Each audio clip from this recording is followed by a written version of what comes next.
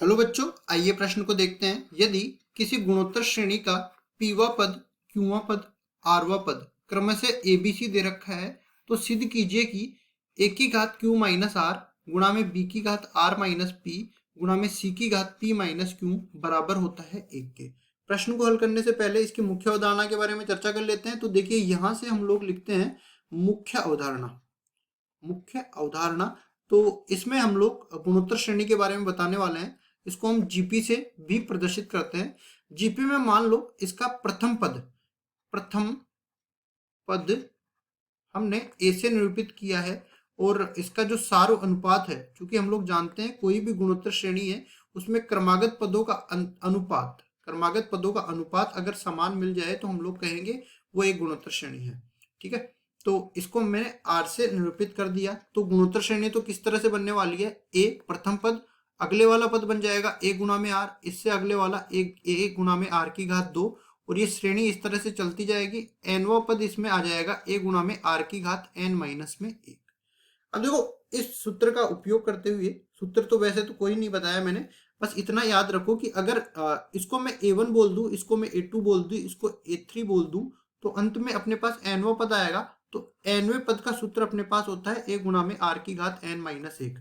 तो अब चलते हैं हम लोग सवाल में। तो सवाल में देखिए हमें क्या बोला है, पीवा क्यूवा आरवा पद। तो सबसे पहले तो हम लोग बोल देते हैं, देखिए प्रथम पद इसका मैं बोल देता हूँ प्रथम पद, ये बड़ा वाला a मान लेता हूँ, और इसका जो सार अनुपात है, क्योंकि छोटा वाला ए और छोटा वाला आर तो यहाँ पे लिया गया है, तो सार अनुपात ये मैं बड़ा वाला आर मान लेता हूँ। तो यहाँ से देखिए पीवा पद का मतलब है कि इसको ए पी से निरूपित कर देते हैं। देखिए बड़ा वाला ही ले लेते हैं, ए पी, और ये बराबर हो जाएगा ए गुणा में आर की घात पी माइनस 1 के बराबर। ठीक है, और ये देखो पीवा पद किसके बराबर है, छोटे वाले ए की बराबर है। इसको मैं समीकरण नंबर 1 नाम दे देता हूँ। फिर आगे बढ़ते हैं, क्यूवा पद की मैं बात कर रहा हूँ, तो क्यूवा पद मतलब ए गुणा में आर की घात क्यू माइनस 1, ये बराबर दे रखा है बी के। इसको मैं समीकरण नंबर 2 नाम दे देता हूँ। फिर आगे बढ़ते हैं, तो आरवा पद भी बोला है, मतलब ए गुणा में बड़े वाले आर की घात छोटा वाला आर माइनस 1 बराबर में सी, ये दे रखा है। इसको मैं समीकरण नंबर 3 नाम दे देता हूँ। और ये जो इसको मेरे को सिद्ध करना है, तो इसका एलएचएस उठा लेते हैं। तो ये बराबर किसके दे रखा है, देखो एलएचएस हम लोग उठा के ला रहे हैं, ए की घात किसके बराबर है, ए की घात क्यू माइनस आर, इसको लिखते हैं ए की घात क्यू माइनस आर। बी की घात किसके बराबर है, बी की घात आर माइनस पी के बराबर है, तो आर माइनस पी लिखेंगे। और सी की घात किसके बराबर है, ये p माइनस क्यू के बराबर है, तो p माइनस क्यू लिखेंगे। इसके बाद जो हमने एबीसी का मान निकाला है वो मान यहाँ पे उठा के लाते हैं। तो a गुणा में r की घात p माइनस 1 इस पूरे की घात q माइनस में r, और फिर आगे बढ़ेंगे तो b की जगह आ जाएगा a गुणा में r की घात q माइनस 1 इस पूरे की घात r माइनस में p, फिर आ जाएगा c की जगह a गुणा में r की घात r माइनस 1 इस पूरे की घात p माइनस में q। अब देखिए यहाँ पे घातों के कुछ नियम हम लोग लगाने वाले हैं। पहली चीज तो दो पद आपस में गुणा में है और इसकी घात लगी है दोनों की, तो दोनों को अलग अलग करके अलग अलग मतलब समान घात लगा देते हैं। एक की घात यहाँ से बन जाएगी q माइनस आर, और r की घात यहाँ से बन जाएगी p माइनस 1, और यहाँ पे देखो घात की घात आपस में गुणा हो जाती है, तो q माइनस आर यहाँ पे बन जाएगा। फिर आगे बढ़ते हैं, तो एक की घात यहाँ पे बन जाएगा r माइनस पी, और r की घात की मैं बात करूँ तो ये घातें गुणा में आ जाएगी, q माइनस 1 गुणा में r माइनस में p बन जाएगा। फिर आगे बात करते हैं, तो एक की घात यहाँ से p माइनस q बन जाएगी, और बड़े वाले r की घात बन जाएगी r माइनस 1 गुणा में p माइनस में q।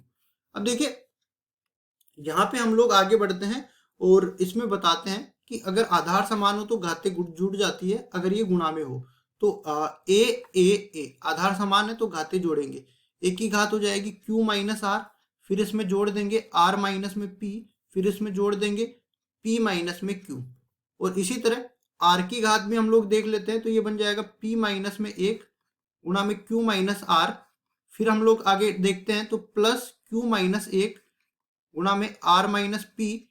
फिर हम लोग देख लेते हैं r माइनस 1, ये जोड़ में है, r माइनस 1 गुणा में p माइनस क्यू, ये है। अब देखो एक एक करके हम लोग इनके घातों का मान निकाल लेते हैं। मान लो कि a की घात तो अपने पास m आ गई और r की घात n आ गई।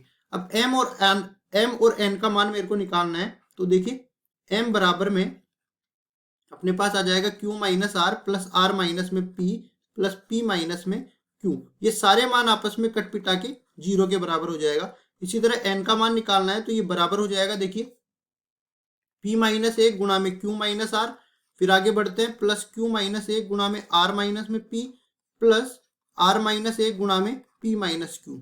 तो देखिए इसको आगे हम लोग गुणा करके लिखते हैं, तो p को q से गुणा करेंगे pq आ जाएगा, p को r से माइनस r से गुणा करेंगे माइनस में pr आ जाएगा, माइनस 1 को q से गुणा करेंगे माइनस q आ जाएगा, माइनस 1 को माइनस r से गुणा करेंगे प्लस का r आ जाएगा। इसी तरह q को r से गुणा करेंगे क्यू आर आ जाएगा, q को माइनस p से गुणा करेंगे माइनस पी क्यू आ जाएगा, माइनस 1 को माइनस प्लस r से गुणा करेंगे माइनस r आ जाएगा, और माइनस 1 को माइनस p से गुणा करेंगे प्लस p आ जाएगा। r को p से गुणा करेंगे पी आर आ जाएगा, r को माइनस q से गुणा करेंगे माइनस क्यू आर आ जाएगा, माइनस 1 को p से गुणा करेंगे माइनस p आ जाएगा, और माइनस 1 को माइनस q से गुणा करेंगे प्लस का q आ जाएगा। अब इसमें भी जो कट रहा है उसको काट देते हैं। तो देखिए क्या क्या कट रहा है इसमें, ये पी क्यू और ये माइनस पी क्यू कट जाएगा, ये माइनस पी आर और ये प्लस पी आर कट जाएगा, फिर माइनस क्यू और प्लस क्यू कट जाएगा, प्लस आर और माइनस आर कट जाएगा, प्लस क्यू आर और माइनस क्यू आर कट जाएगा, प्लस पी और माइनस पी कट जाएगा। तो एन का मान भी यहाँ पे 0 बन गया। तो देखिए यहाँ से हमारे पास क्या था, एक की घात m गुणा में r की घात n के बराबर था। अब m और n दोनों का मान हमने यहाँ पे सिद्ध करके बता दिया कि 0 के बराबर आ रहा है। इसका मतलब इस पूरे का मान एक की घात भी 0 हो जाएगी, r की घात भी 0 हो जाएगी। और हम लोग जानते हैं किसी भी पद की घात 0 बन जाए तो उसका मान 1 के बराबर होता है। कुल मिला के इसका मान 1 गुणा में 1 मतलब कि 1 के बराबर आ गया। ये पूरा हमने LHS लेके चल रहे थे और ये मान किसके बराबर आ गया, RHS के बराबर आ गया।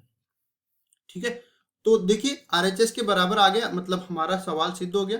तो इस तरह से मुख्य अवधारणा का उपयोग करते हुए हमने इस सवाल को सरल करके सिद्ध करके बता दिया और यही हमारा उत्तर है। आशा करता हूँ ये सवाल आपको समझ में आया होगा। धन्यवाद।